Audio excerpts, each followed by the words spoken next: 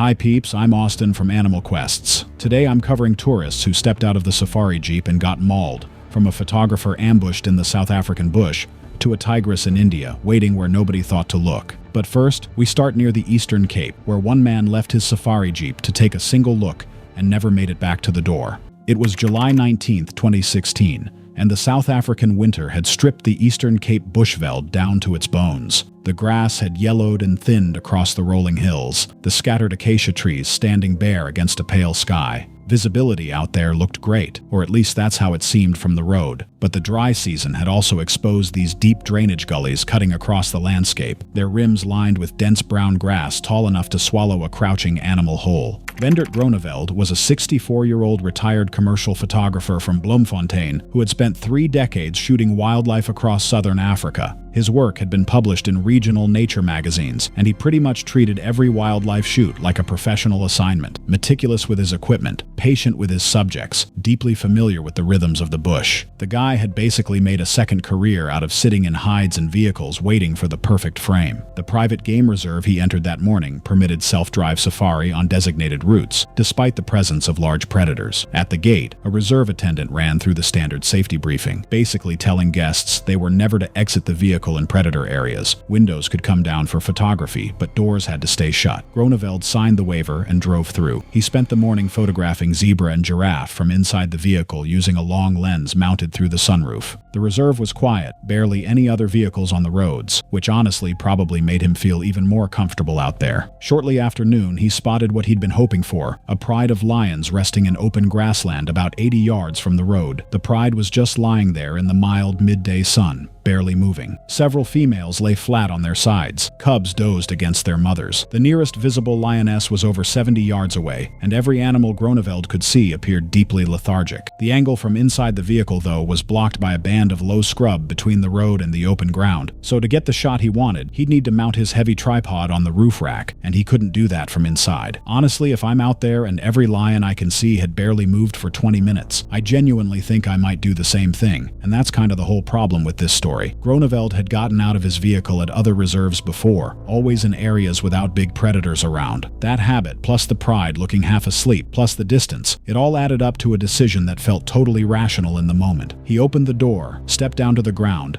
and moved to the rear to retrieve the tripod. What Groenewald couldn't see, and honestly what would have been super difficult for anyone to spot from road level, was a lone lioness from the same pride lying in a shallow drainage ditch about 30 yards from the road. The tall grass along the ditch rim concealed her completely. She had separated from the group earlier and had been resting in the shade of the gully. African lions are the continent's apex terrestrial predator, with adult females weighing between 280 and 400 pounds. Lionesses are the pride's primary hunters, relying on concealment and short explosive charges. A lioness can hit roughly 35 miles per hour in short bursts, covering distances that look totally safe in seconds. Lionesses can become highly defensive when humans appear near cubs. Groenewald was positioning the tripod legs against the roof rack when the lioness charged from the drainage ditch, 30 yards with almost no obstacle between them. The charge covered the distance so fast there would have been pretty much zero warning. He never reached the vehicle door. Based on tracks and body position, rangers later theorized the lioness likely struck him from the side, driving him to the ground. Injuries were consistent with a crushing bite to the neck and upper spine. Groenewald's struggle appeared to have been brief. The lioness pulled him several feet from where he fell before releasing. She retreated toward the drainage ditch as the rest of the pride stirred in response to the commotion but did not approach the road. Midday traffic on the secondary loop roads was pretty sparse during winter. Another self-drive visitor discovered Groenewald's vehicle about 2 hours later, door hanging open, tripod on the ground beside the rear wheel, camera bag still in the cargo area. Rangers recovered the body a short distance from the road. Scene evidence basically suggested he'd gotten out on his own. The reserve issued a public statement reaffirming its vehicle exit prohibition in predator zones. That tripod sitting in the dirt next to the rear tire, he put it there to set up a shot and never picked it back up, 2 hours before anybody even drove past. Groenewald's story stayed with me because the danger was invisible, already in position before he even opened the door. The next one got under my skin for the opposite reason. In Uganda, you could hear the hippos grunting on the other side of a rope boundary, and a man stepped over it anyway. It was February 8, 2015, and the Nile corridor near Murchison Falls was deep in the transition between wet and dry seasons. The landscape was still lush, but the river had begun its annual retreat, concentrating wildlife along the shrinking banks. Hippopods that had been spread out across wide channels during the wet months were now basically crowding into whatever deep pools were left. Sigvald Brekken was a 58-year-old retired insurance broker from Bergen, Norway. He was an avid hiker who'd traveled all over the place but had never actually been to Africa before. This trip, a 2-week safari through Uganda with his wife,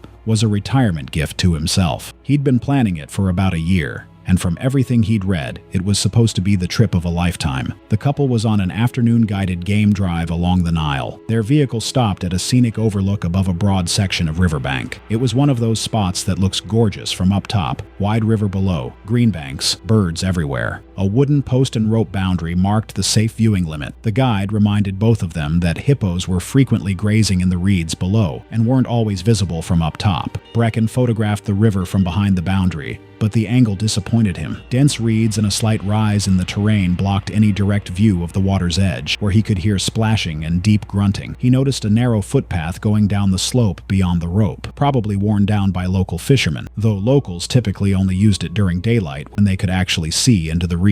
He told his wife he was going to walk just a few meters past the line for a clear shot. She objected. The guide was on the far side of the vehicle, answering her earlier questions about bird species along the river, and did not see Brekken step over the boundary rope. The trail looked used, like clearly other people walked down there pretty regularly, and I think that's what made it feel okay to him, because if locals go down there all the time, how dangerous can it really be? Except the people who actually use that trail know exactly when the hippos are out and where they sit. He just saw a path. He descended about 30 yards down the slope along the trail. The reeds below were over 6 feet tall, basically a solid wall of green hiding everything between the slope and the water. A large hippo, estimated later at over 3,500 pounds, had been grazing in those reeds since before the vehicle even showed up. Invisible from the overlook above, the animal was now directly between Brekken and his route back up the slope. Hippos are responsible for a significant number of fatal encounters across Africa. Despite weighing up to 4,000 pounds, they can charge at speeds exceeding 20 miles per hour over short distances, and they're super reactive when startled at close range, especially near water access routes. Their massive jaws can open nearly 180 degrees, revealing canine teeth over a foot long, and their bite force exceeds 1,800 pounds per square inch, more than enough to crush bone and inflict devastating trauma. Brekken reached a small clearing in the reeds and raised his camera toward the river. The hippo, grazing less than 15 yards away, detected his presence immediately. The animal let out this explosive guttural snort that just split the quiet air. Brekken froze. The hippo emerged from the reeds at a full charge, covering the distance in a burst that gave Brekken no time to react. The jaws struck across his torso and shoulder area with enough force to cause severe internal injuries, and the hippo just continued forward over him before turning back toward the river and crashing through the reeds. The encounter appears to have unfolded extremely quickly. Brekken lay in the trampled reeds, and the injuries were catastrophic, likely unsurvivable even with rapid evacuation. His wife heard the commotion from the overlook and alerted the guide within moments. The guide descended cautiously and found Brekken in the reeds. Emergency services were contacted, but the overlook was genuinely remote, the nearest medical facility over an hour away by road. He was confirmed dead at the scene. The investigation noted that he had crossed a clearly marked boundary. The tour operator was cleared of liability. His wife was 20 yards above him when it happened, close enough to hear all of it. Too far to do a single thing. I keep trying not to picture that, and it's not working. Uganda left me sitting with the weight of a boundary that wasn't enough. Tanzania put something heavier on me though, because what happened there didn't start with someone ignoring a warning or pushing past a line. It started with a man seeing a baby elephant alone on a road and just wanting to be closer to it. It was October 11th, 2017, and the late dry season had turned the Tarangire ecosystem into a landscape of amber grass and gray dust. The Tarangire River had drawn enormous concentrations of elephants from across the surrounding plains. Herds were moving between the river and their feeding areas pretty much daily, their ancient paths crossing the unpaved safari roads all through the park. Clotaire Deschênes was a 44-year-old municipal engineer from Lyon, France, traveling solo on a guided group safari, his first visit to Africa. He was an enthusiastic amateur photographer who'd upgraded his camera specifically for this trip, and by day 3 he'd gotten really comfortable shooting from the pop-top roof hatch, kinda settling into the whole rhythm of the game drive. The other passengers had noticed how eager he was, always the first one with his camera up whenever the guide slowed down. On the morning of the 11th, the vehicle encountered a family group of elephants crossing crossing the road, close to 12 animals including several young calves. The guide stopped at a safe distance and reminded all passengers to remain inside. The herd crossed slowly, and most of them had cleared the road and moved into the tree line on the far side. But the youngest calf lingered on the road, apparently confused about which direction the family had gone. The matriarch and 2 adult females had already crossed and were visible in the trees roughly 40 yards away. The guide was focused ahead where 2 large females had stopped in the road. Another guest in the front seat was asking questions about the herd's behavior, and dust from the crossing still hung in the air, partially obscuring the rear of the vehicle. Dechen was captivated. The calf had paused almost directly beside the vehicle, its small trunk swinging as it searched for its mother's scent. He quietly opened the door on the side opposite the guide, stepped onto the road, and moved around the rear toward the calf. The pop-top setup and the lingering dust basically blocked the guide's view of the far side. I had to stop going through this one for a bit because every other story has someone ignoring a rule or blowing past a warning. This guy just saw a baby elephant on a road, and his feet moved. Most people would have done the exact same thing, and I think that's what makes it so much harder. African elephants are the largest land animals on Earth, with adult females weighing between 6,000 and 8,000 pounds. Family groups are led by matriarchs whose primary drive is the protection of young. A human on foot near a calf registers as an immediate threat, and when a matriarch sees danger, the response can go from warning to full charge with basically no pause in between. A charging elephant can reach 25 miles per hour. Dechen was about 15 yards from the calf when it startled at his approach and let out a high-pitched distress call that carried across the open ground to the tree line. The matriarch's response was immediate. If she showed any warning behavior, it happened too fast for anyone watching to actually process it. She turned from the trees at full speed from roughly 40 yards. With the calf calling out, she may have skipped any bluff display entirely. The guide saw Dechen's and shouted. Dechen turned and saw the matriarch closing at a speed that left no margin. He ran toward the vehicle. The elephant struck him with enough force to throw him to the ground. She drove a front foot down onto his torso, the impact causing fatal crushing injuries to the chest. She struck once more before turning to shepherd the calf into the bush, her massive form just disappearing into the trees with the rest of the family. From the calf crying out to Dechen's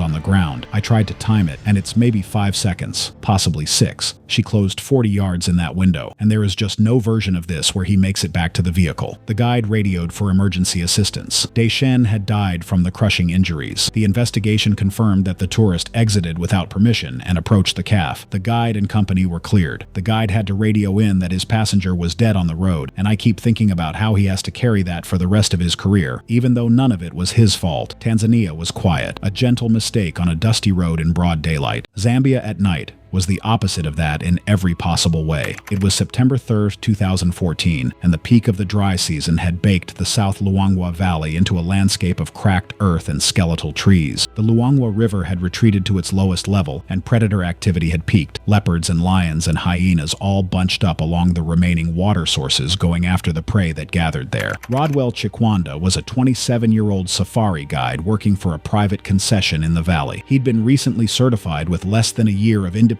guiding under his belt, competent but still building the kind of judgment that separates good guides from the really experienced ones. Night game drives were the concession's signature offering, vehicle-mounted spotlights sweeping the bush to locate nocturnal predators, and Chikwanda had been running them nightly through the busy season. The whole experience at night is genuinely a different world from daytime drives. Everything feels closer and louder in the dark. The evening drive had been a good one. Chikwanda's vehicle carried 4 tourists, including Peter Henk Voslo, a 39-year-old IT project manager from Johannesburg. Voslo was a regular safari goer who'd been to reserves across southern Africa and honestly carried himself like someone who felt completely at home in the bush. The group had spotted hyenas, a pair of genets, and a distant male lion before Chikwanda decided to stop for a rest break around 9 in the evening. The clearing Chikwanda picked was near a grove of large sausage trees, a spot he'd used before. He swept the clearing with the vehicle spotlight and saw nothing. He told passengers they could step out but had to stay right beside the vehicle at all times, making it clear they were in active predator territory. Voslu exited, stretched, then told Chikwanda he needed to relieve himself. Chikwanda pointed him to the rear bumper, basically within arm's reach of the vehicle, but Voslu just walked past the bumper and kept going toward the tree line, close to 20 yards away. Chikwanda called after him. Voslu waved him off without looking back and disappeared into the darkness beyond the spotlight's reach. That wave, though, didn't even look back, just put his hand up like he was brushing somebody off at a bar. How comfortable in the bush do you have to be to do that in the dark? In Zambia, Voslu had done this dozens of times, and nothing ever went wrong, which is exactly the kind of track record that stops meaning anything the second something actually does. What neither of them knew was that a female leopard had stashed a fresh impala kill in the branches of a large tree, pretty much right where Vosloo was heading. The leopard was on the ground at the base, actively feeding on fallen portions. The smell of the kill hung heavy in the warm night air. Leopards are among Africa's most elusive and powerful predators, with adult females weighing around 130 pounds. They're primarily nocturnal ambush hunters with incredible night vision, and they routinely stash kills in trees, defending those caches aggressively when anything gets too close. Despite their smaller size relative to lions, leopards possess extraordinary strength, capable of hauling prey twice their weight into trees, and defensive encounters at close quarters are chaotic, fast, and devastating. Vosloo walked almost directly to the base of the cache tree. Authorities later believed the leopard initially retreated slightly as it detected his approach, but attacked when he continued to within feet of the feeding site, apparently perceiving him as an immediate threat at extremely close range. The attack was basically a close-range defensive explosion, the leopard colliding with him and knocking him backward, claws raking across his face and upper body. Multiple claw and bite wounds caused severe bleeding. One of the bite wounds to the neck appeared to have caused catastrophic vascular damage. Vosloo's scream split the darkness and reached the clearing instantly. Chikwanda grabbed the spotlight and a rifle, swept the beam toward the scream first, and then started moving toward the tree line. By the time the light found the base of the tree, the leopard had released and vanished into the night. Vosloo lay on the ground beside the trunk, bleeding heavily from his neck and face. Chikwanda applied pressure to the wounds, but Vosloo became unresponsive within minutes. The blood loss was just too fast and too severe. Chikwanda was barely a year into guiding on his own, and he grabbed a rifle and ran toward a scream in pitch black. Got there, and the leopard was gone, and his guest was bleeding out at the base of a tree. I need people to actually think about what that does to someone who did everything right. Chikwanda radioed the lodge. A medical response vehicle reached the scene in roughly 35 minutes. Vosloo was confirmed dead from blood loss. Investigators found the leopard's stash directly above the attack site. Chikwanda was cleared of criminal liability. He had instructed the guest to stay beside the vehicle and called after him when he walked off. But the concession eliminated bush stops during peak predator season. Zambia happened in total darkness. What happened in Botswana almost makes it worse because it was the middle of the day. Full sun, open sand, nothing hidden except the thing in the water. It was August 26, 2013, and the peak of the dry season had drawn the Chobe River to its lowest level in years. Wide sandy banks were exposed everywhere, and the remaining channels were packed with concentrated wildlife, including one of the densest populations of Nile crocodiles in all of southern Africa. During the dry season, the concentration of animals along this stretch is genuinely staggering. You can sit at one viewpoint and see elephants, buffalo, crocs, and hippos, all within a few hundred yards. Ketumale Rapitsenyane was a 34-year-old freelance safari guide based in Kasane, Botswana. He'd been guiding along the Chobe riverfront for close to a decade and had a solid reputation with international clients. Experienced and knowledgeable, he had developed a habit of being flexible with safety stuff when accommodating clients. Small allowances that had never caused trouble before. Serena Vestergaard was a 42-year-old secondary school teacher from Copenhagen, Denmark, on her first trip to southern Africa. She had hired Rapitsenyane for a private game drive and had specifically asked for riverside stops where she could photograph elephants at the water. It was the kind of request Rapitsenyane had accommodated dozens of times. The morning was productive.